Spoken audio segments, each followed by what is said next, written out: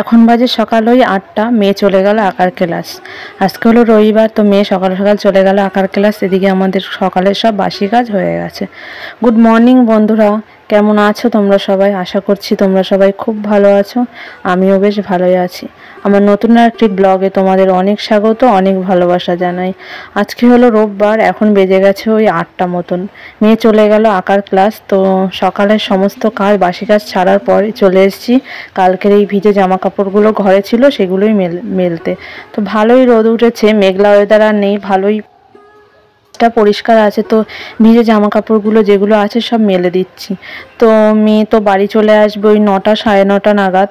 তো তারপরেই আবার খাওয়া দাওয়ার শুরু করতে হবে, রান্না করতে হবে। সকালে রান্না হয়নি, তো আগেই সকালের কাজ বাজগুলো সেরে যে ভিজে জামা কাপড়গুলো সেগুলো মেলে নিচ্ছি। তারপরে ঘরে গিয়ে ঘরের কাজগুলো সারবো। প্রচুর জামা কাপড় কাচাকুচি হয়েছিল আগের দিন। মেয়ের স্কুলের ড্রেস আছে, মেয়ের জামা কাপড় আছে, বেড কভার আছে, অনেক কিছুই আছে। তো আমার নাইটি আছে, তো অনেক কিছুই আছে ভিজে এক জায়গায় সব ছিল। তো রোদ উঠেছে বলে আমি তাড়াতাড়ি করে সকালবেলা আগে এগুলো মেলে দিলাম। এদিকে ও চলে গেল আঁকার ক্লাস। তো চলো তোমরা দেখতে থাকো ভিডিওটা।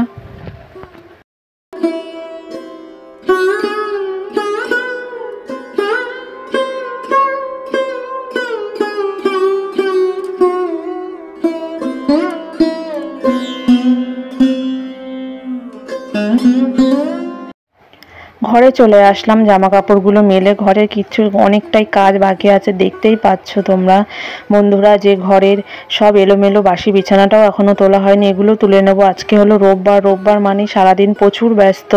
মেয়ে সোমবার দিন পড়া থাকে সকাল 7টা দিয়ে, প্রতিদিনই পড়া থাকে। তো 6:30টায় উঠে যায়, তো 7টায় চলে যায় পড়তে।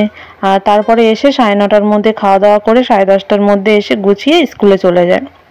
তা রোববারটা বেশি চাপ হয়ে যায়, মেয়ের পড়া থাকে না। তো আঁকার ক্লাস থাকে 8টা দিয়ে, 9:30টার মধ্যে মেয়ে চলে আসে। তারপরে এসে আবার ও সকালে রান্না বান্না, রোববার মানে যেহেতু সবাই বাড়ি তার জন্য আরও কাজের চাপটা বেশি থাকে।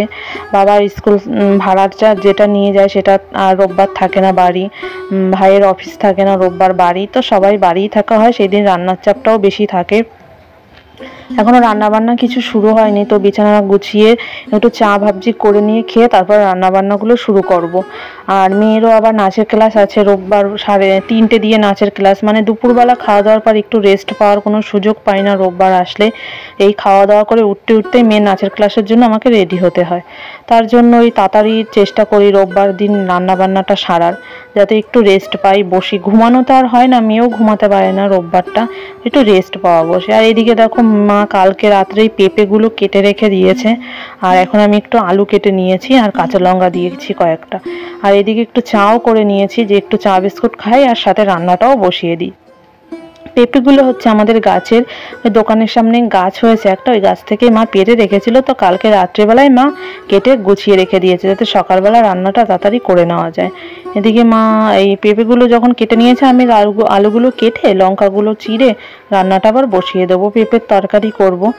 আর আজকে তো নিরামিষ খাওয়া হবে, কারণ মা সোমবার দিন, আজকে তো রোববার, রোববার হলেও নিরামিষ খাওয়া হবে। মা সোমবার দিন শিব পুজো করবে, সে মাথায় জল ঢালবে। আর রোববার গুড়ি পূর্ণিমাও পড়েছে, তার জন্য নিরামিষ খাওয়া দাওয়া হবে আজকে।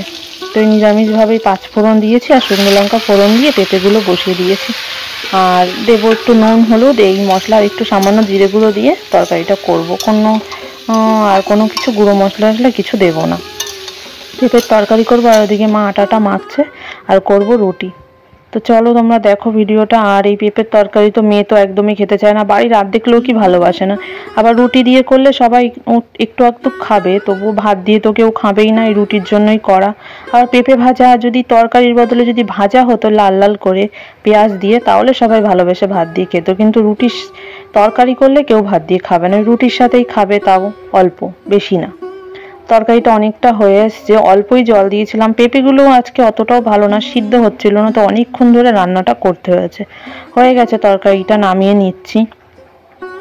নামিয়ে নেওয়ার পর এদিকে ওপাশে রুটিটা বসিয়ে দেবো। আর মেয়ে চলে এসছে, মেয়ে আঁকার ক্লাস থেকে চলে গেছে। ও তো 1 ঘন্টা হয় ক্লাস, তাই তাড়াতাড়ি চলে এসছে। আর এইদিকে আটাগুলো মা মেখে রেখে দিয়েছে, মা আবার গিয়ে দোকানে বসেছে। বাবা যেহেতু কাজ আছে তার জন্য মা গিয়ে দোকানে বসেছে। এদিকে আমি রুটিগুলো সব করে নেব। তা আমি ওই গুছিগুলো করে নিচ্ছি, এরপর রুটিগুলো বেলে সব ভেজে নেব।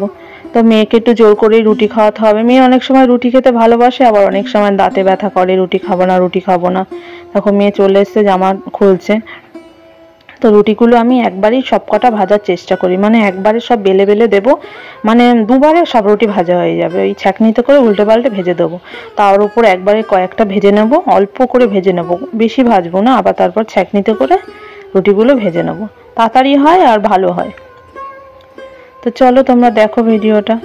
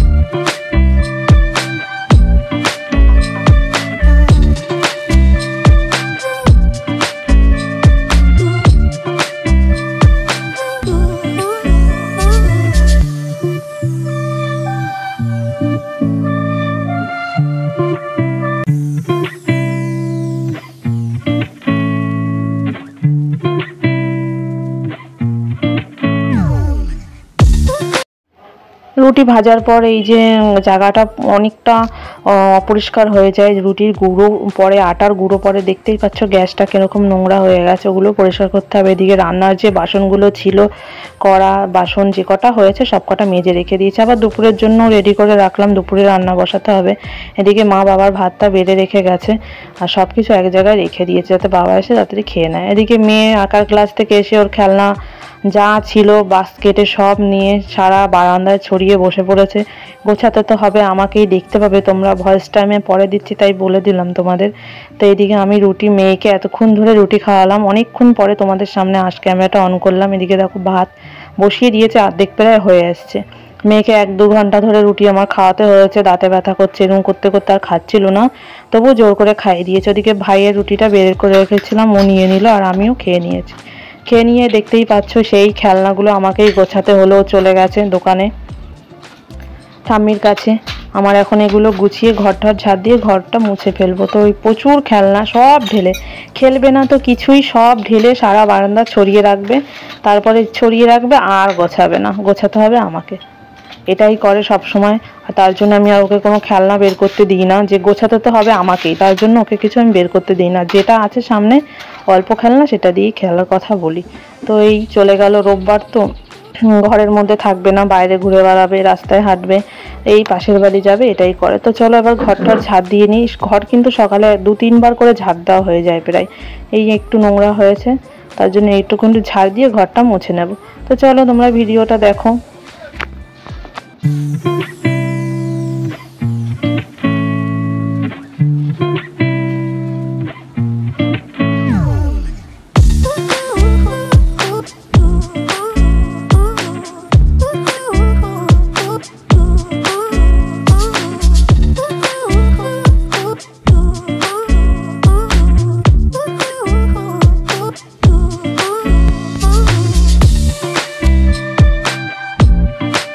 ভাত হয়ে গেছে, ভাতগুলো এবার ঢেলে নেব। তো ভাতটা উপর দিয়ে গেছিলো মা, আমি সোজা করে নিলাম।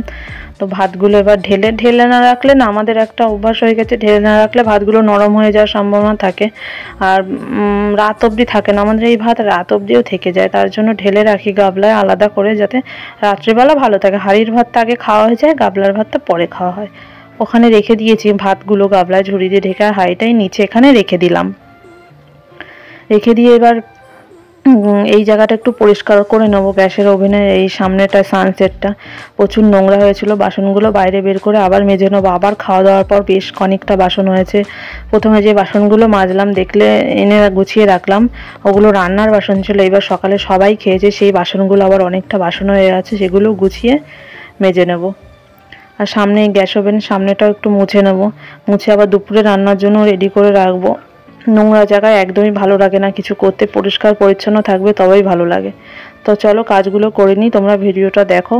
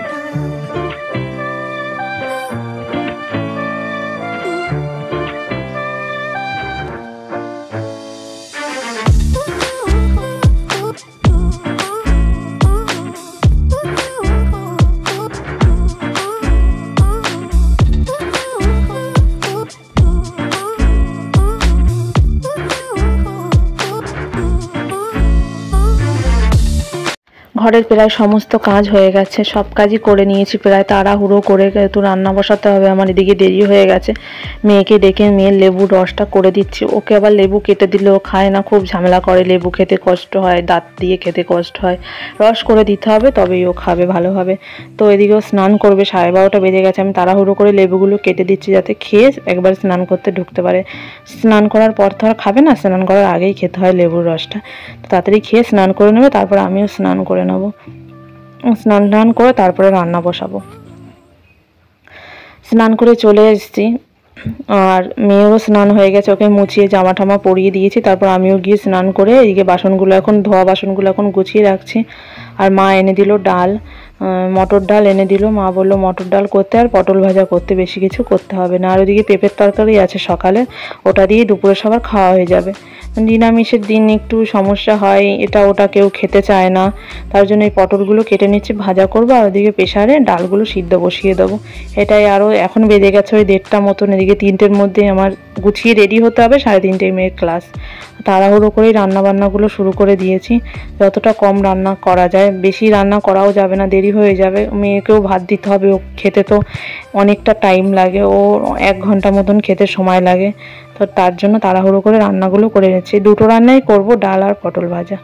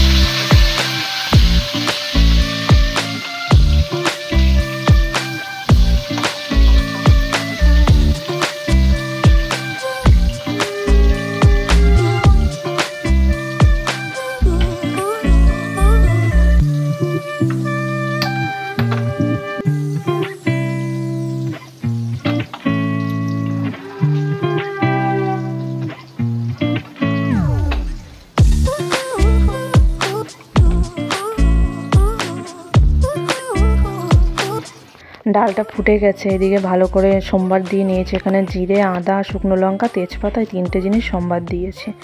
এদিকে মেয়ের ভাতও বেড়ে দিয়েছি, আর বললো হাতে কি ব্যথা লাগছে, তার জন্য একটু দেখলাম। এদিকে পটল ভাজা দিয়ে ভাত দিয়ে দিয়েছি, ডালও দিয়ে দেবো। বাবার ভাতটাও বেড়ে দিয়েছি, খিদে পেয়ে গেছে, স্নান করে এসে ঘরে বসে আছে। বাবাকে বেশ খানিকটা পেঁপের তরকারি দিলাম, বাবাই একমাত্র পেঁপের তরকারি দিয়ে ভাত খেতে ভালোবাসে, আর বাড়িতে কেউ বাসে না। খাওয়া দাওয়ার পর একটু রেস্ট নিতেও পারিনি, বসেছিলাম, বসেই তাড়াতাড়ি করে রেডি হয়ে নিয়েছি, এই চুল ঢুল আশ্রে নিচ্ছি। আর এদিকে মেয়েও রেডি হয়ে নেবে, বেজে গেছে 3:20 মতন, তো নাচের ক্লাসে যাওয়ার জন্য তাড়াতাড়ি করে রেডি হয়ে নিচ্ছি। প্রতিদিনই লেট হয়ে যায়, 30-এ ক্লাস, আমাদের ঢুকতে ঢুকতে 40-45 বেজে যায়। তাড়াহুড়ো করে উঠে আগে রেডি হয়ে নিলাম। দুপুরবেলাটা এই রোববার দিনে এই 3:30 দিয়ে ক্লাস, এই দিনে একটু বিরক্ত লাগে যে খাওয়া দাওয়ার পরে একটু রেস্ট নেওয়ার সুযোগ হয় না, ও পারে না, তাই।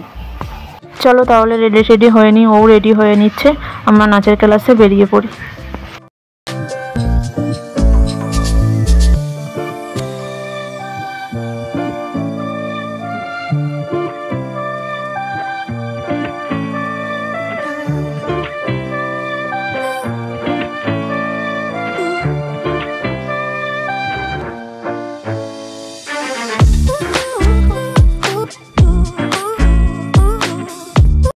ক্লাস করে এসে চলে এসেছি, আর ভিডিওটা অন করিনি, কারণ বৃষ্টিতে ভিজতে ভিজতে এসেছি।